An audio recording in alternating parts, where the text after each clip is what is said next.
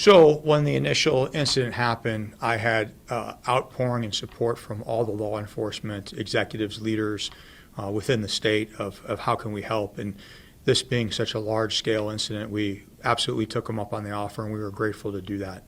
We had folks from Oahu, we had folks from Big Island, we've had folks from all over. And so if we're referring to the HPD folks, they were embedded in the MINT, which is the Morgue Investigation Notification Task Force, and they were helping with the identifications and notifications of those that we lost. And they were basically doing very complex investigations to determine some of the particulars that we were dealing with. And so they did a great job. We have folks from the FBI still here with us, folks from DOD still here with us, and that also includes the National Guard. We've got folks from the Sheriff's Department, so the state law enforcement, and it's just it really has been a one team, one fight effort, and I'm very proud of everybody in the profession that stepped up, and they literally they did not ask how do we get there, what about our rooms. They came as fast as they could and made it happen. And something interesting is the Sheriff's Department, when they actually came and bought 6 vehicles right off one of the car lots because they knew that as they were going to build out their program and their state.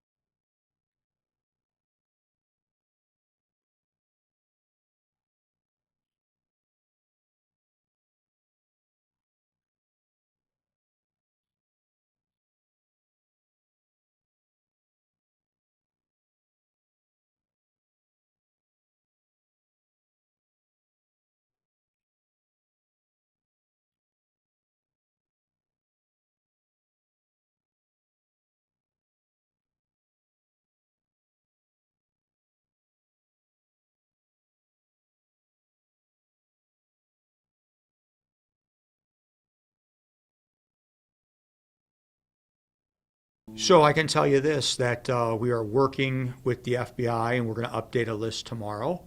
And we're going to do everything we can to have the numbers that we have, missing persons reports, open missing persons reports, to match those that are on the FBI list. I don't want to say what that is now because I know they're still working very hard today to finish that up, but I can tell you this, that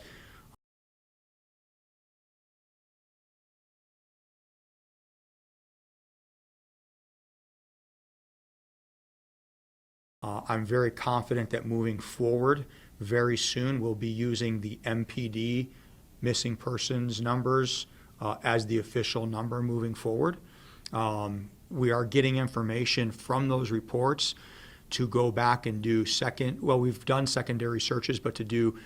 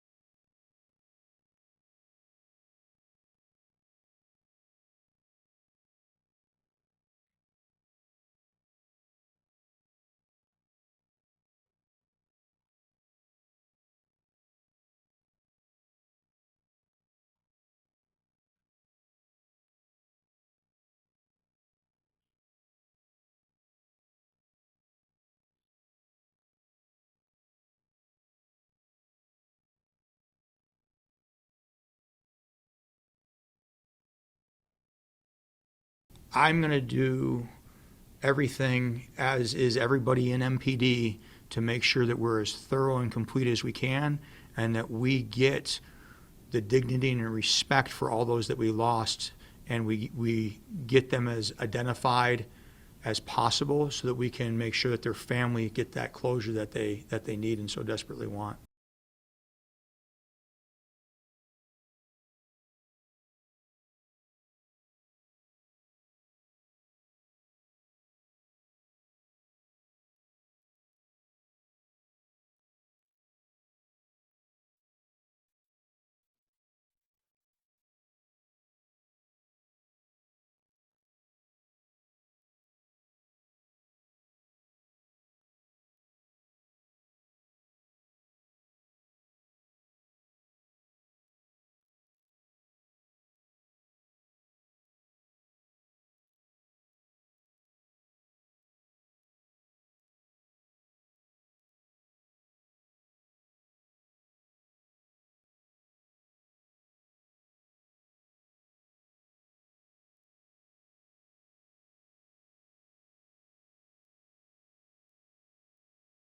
Searches based on the data from the missing persons reports. And that's why it's so important to have that, because we have anthropologists here, and they can sift and they can go through some of the areas.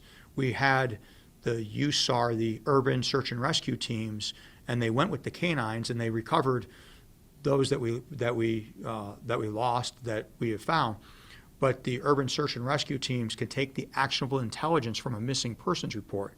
So instead of just a first and last name or a name on a sticky note, now you've got where the person was, their physical descriptors, different identifiers that they may have. Like if you know that somebody had a artificial hip or something like that, and you find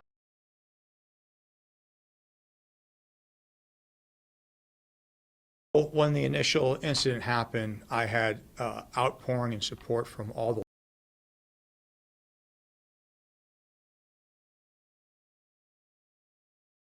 persons reports. And that's why it's so important to have that, because we have anthropologists here, and they can sift and they may have, like if you know that somebody had a artificial hip or something like that.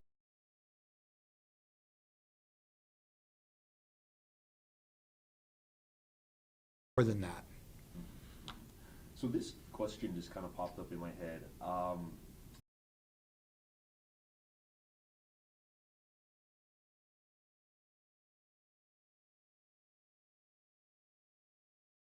The information started coming in, and we've now seen, based on your news organization,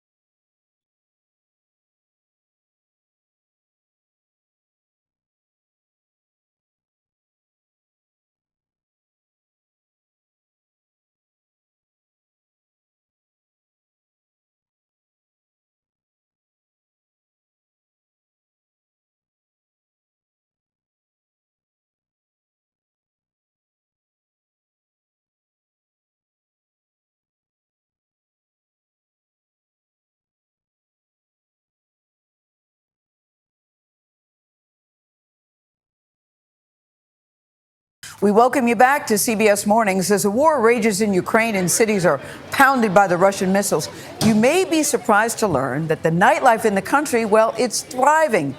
The bars, the clubs, and the restaurants, they are all packed. Charlie D'Agata met up with customers and business owners to find out why the partying has not stopped in Ukraine. A summer's evening, a sidewalk cafe, smiling friends. It could be anywhere. Except it's not anywhere. Kharkiv is not far from the Russian border and within easy reach of missiles and airstrikes. And while many buildings remain boarded up, the remote yet real possibility of dying hasn't stopped its residents from living. Like 20-year-old student George Soldatenko and his friends Nikolai and Andrei. Sometimes rockets really just boom, boom at night, and that could be scary. But in the morning, when you wake up, you're trying to have a good morning, your routine, and that's all. Despite the rockets, Ukraine's nightlife is rocking. The bars and clubs are full. The place is jumping, music pumping, drinks flow freely, and they dance like there's no tomorrow. And it's not just here. Fun fact, there are now more bars and restaurants in the capital than before the start of the invasion. An act of defiance, sometimes, when they have to pick up the pieces and figure out how